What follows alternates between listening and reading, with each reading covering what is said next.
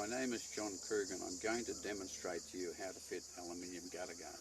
This aluminium material has an aperture size of 1.4 millimeters. It has a fire rating of less than 1, coupled with a 20-year warranty, and it's very malleable. It's just so easy to fit.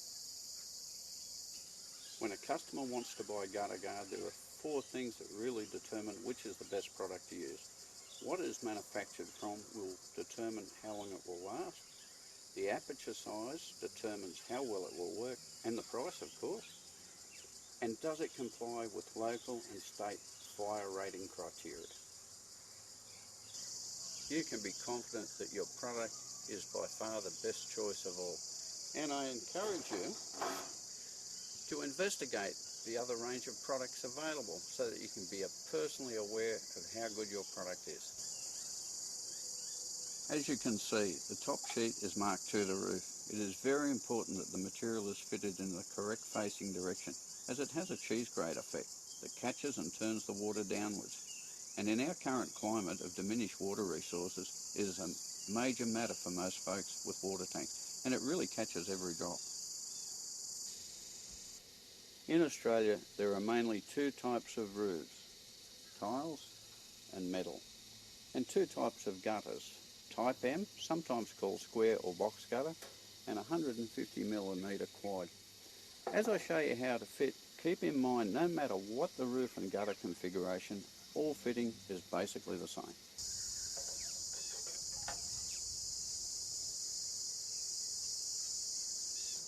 I always found it easiest to place the box of material facing the job in the direction it must be installed. We take the first sheet and we take it to where we are going to fit it. For the purposes of demonstration, I'm going to use this small piece of material. As you can see, I'm checking that the grate faces the roof. Now I have to determine how wide the top is going to be for this gutter. So I'm going to reverse it. I'm going to push it into the gutter to the back. Then I'll come towards myself about 5mm and just bend it simply over the gutter. And you'll notice that this gutter has gutter brackets. So I'm going to take a notch out. Wherever there's going to be a gutter bracket, I take a notch out of the material and I simply bend that notch up out of the way. I take the material, place it in, and I force it to the back. I put one hand underneath, then leading it in with one hand, I work it down until the gutter guard pops into place. That's simple. When we fit the second piece, we take it. It's a little different. We take a 10mm notch out of the back and we just fray that piece out. And all pieces from here will be done the same way.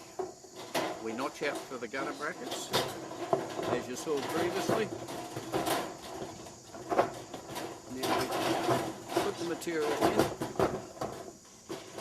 in, using one hand underneath to stretch the gutter again,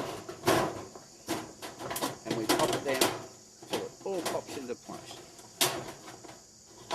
And what we've done is we've overlapped the top and we've butted the back.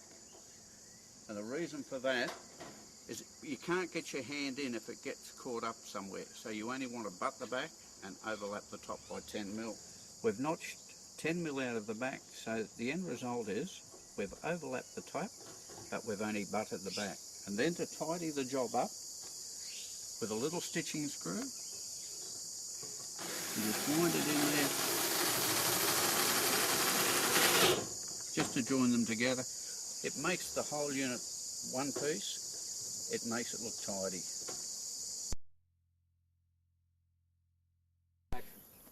Now for all of your corners, you can just use a piece of offcut. Just cut something that suits the corner, slip it into position in your gutter, and then with a couple of stitching screws, just wind them in and tidy it up. Once again, it makes it stronger, neater, and you'll have a happier customer.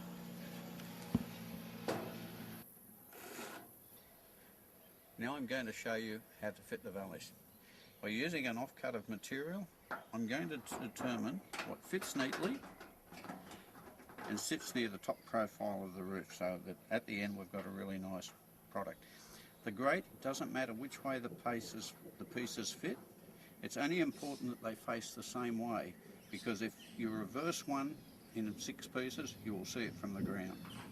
So we take this out, and we're going to either cut, I'll cut in this case, or alternatively you could bend the waste off, and you'll make up a piece of material that's going to suit you to put into a valley.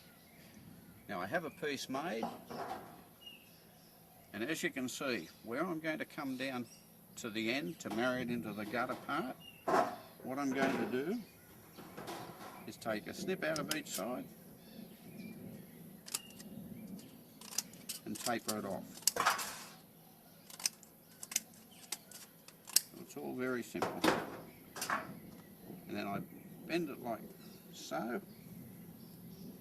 And I've got a piece, as I said, made up, so I'm going to slip this one into the gutter so you can see how it looks. Now I set the pre-made piece in and I squeeze it until it all puts into the valley cavity. There we are, really neat and tidy. Remember, you've got to start from the top and work down so you're overlapping the top piece. Then with the use of 2 of your button head screws again, just stitch it together so that you've got a really neat and tidy job. And that's how easy it is.